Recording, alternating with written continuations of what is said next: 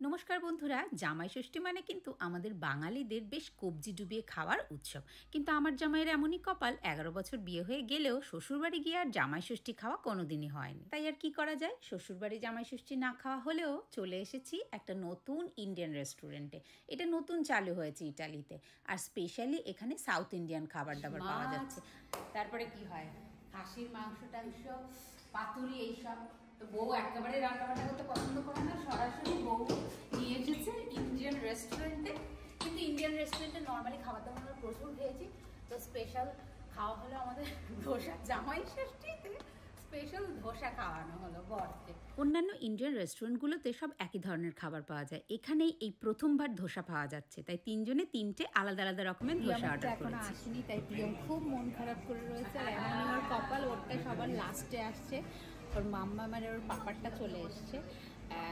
যেটা good news হচ্ছে, ইটালিতে এই প্রথমবার আমরা ধোসা পেলাম এবং ধোসা খেতে চলে এসেছি।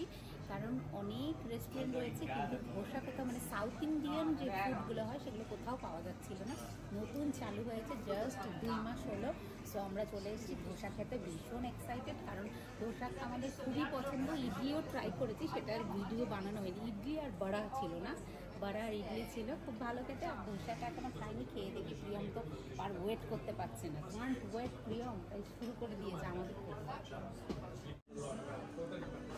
প্রিয়ম ওঠো তুমি, এই যে প্রিয়মের ধোসা চলে এসছে। প্রিয়ম একদম ওয়েট করতে পারছে না, প্রিয়ম একেবারে ওয়েট করতে পারছে না। Last yes Priyam, so special for you. তোমারটা অনেক স্পেশাল প্রিয়ম, দেখেছো? কোথায়? Wow, cheese! তুমি পছন্দ করো চিজ খেতে? হ্যাঁ, তোমার জন্য তো তাই নিয়েছি, চিজ বাটার পনির ডোসা। তুমি একটু ওই গানটা গেয়ে দাও প্রিয়ম।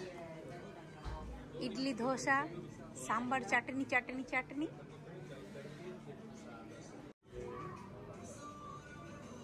আমার ছেলের একেবারেই পছন্দ না কোনো দেশি খাবার খাওয়া, ইন্ডিয়ান ফুড খাওয়া। কিন্তু ওই যে সে এক রিল দেখেছে, সেই রিল দেখে তার ধোসা খাওয়া খুব এক্সাইটেড। আর লাকিলি আমরাও কত বছর ধোসা খাই না, সো অনেক বছর পর ধোসা খাচ্ছি ইটালিতে বসে। ইন্ডিয়াতে গিয়ে লাস্টবার আমরা ধোসা খেয়েছিলাম বলো 2.5 বছর না 3 বছর আগে। তাও তো মানে আমরা ধোসা খেতে খুবই পছন্দ করি, সাউথ ইন্ডিয়ান যেগুলো খাবারই। সো প্রিয়ম প্রিয়মের প্রথমবার খাচ্ছে, আর আমরা তাই আজকে ধোসা খেতে চলে এসেছি। সো লেটস স্টার্ট, এনজয় করি আমরা। তবে আজ এই পর্যন্তই, খাওয়াটা শেষ করি। তোমরা কারা কারা ধোসা খেতে পছন্দ করো কমেন্ট করে জানিও। কিন্তু তোমরা সবাই অনেক অনেক ভালো থেকো।